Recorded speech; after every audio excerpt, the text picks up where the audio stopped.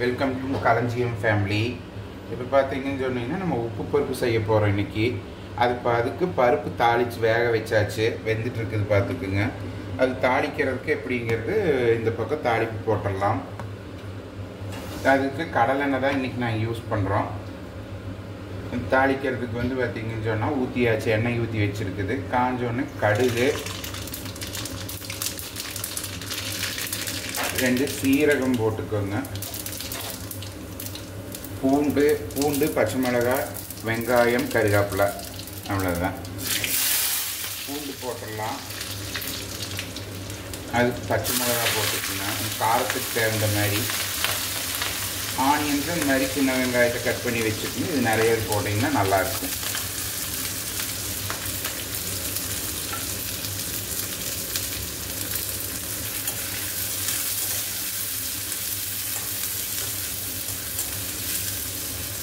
பருப்பில் வந்து போடுறது மஞ்சள்தூள் போட்டுக்கலாம்.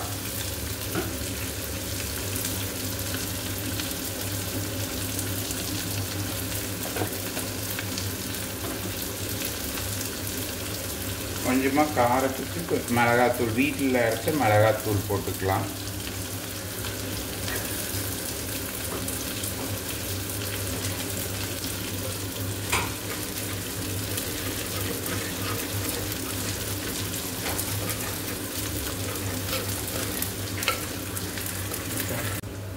பாருங்கள், எல்லாம் வணங்கிருச்சு. வெங்காயம், பச்சை மிளகாய், பூண்டு, சீரகம், கடுகு போட்டது எல்லாம் நல்லா வணங்கிருச்சு. இது கூட இப்போ நம்ம வந்து ஒரு ஸ்மெல்லுக்கு வேண்டி, ஃப்ளேவருக்கு வேண்டி கருவேப்பிலை ஆட் பண்ணுறோம். பார்த்துக்குங்க. கடைசி இது ஆடட் ஃப்ளேவர் தான். கட் பண்ணி கையிலேயே கட் பண்ணி போட்டுக்கலாம்.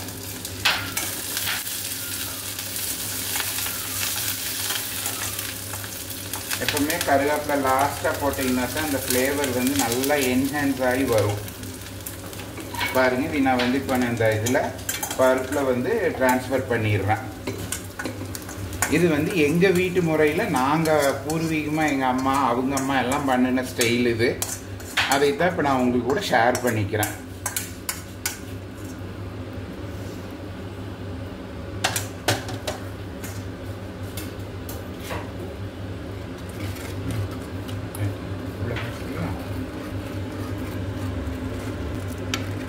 பாருங்க, இது இன்னைக்கு கொஞ்சம் கொதிச்சு அந்த ஒரு இப்போ போட்டதோட தாளிப்பூவோட ஸ்மெல் போச்சுன்னு சொன்னோம்னா நம்ம இறக்கிடலாம். அவ்வளோதான். இதுதான் வந்து உப்பு பருப்பு, நம்ம வீட்டு ஸ்டைல் உப்பு பருப்பு.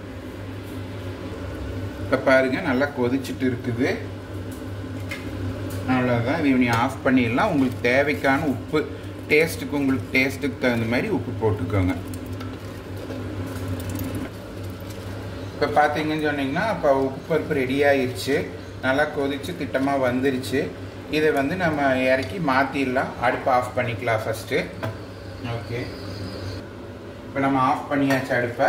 நம்ம வந்து இப்போது மாற்றிடலாம், வேறு கண்டெய்னருக்கு மாற்றிடலாம். பாருங்கள், இதில் மாற்றுறோம். நான் மண் சட்டியிலேருந்து நம்ம எடுக்கிறது எப்போவுமே எடுத்து இப்படி பிடிச்சி ஊற்றக்கூடாது. இங்கே எடுங்க. இப்படி எடுத்து பின்னாண்ட பக்கமாக ஊற்றுனீங்கன்னா தான் கையில் ஆவி அடிக்காது.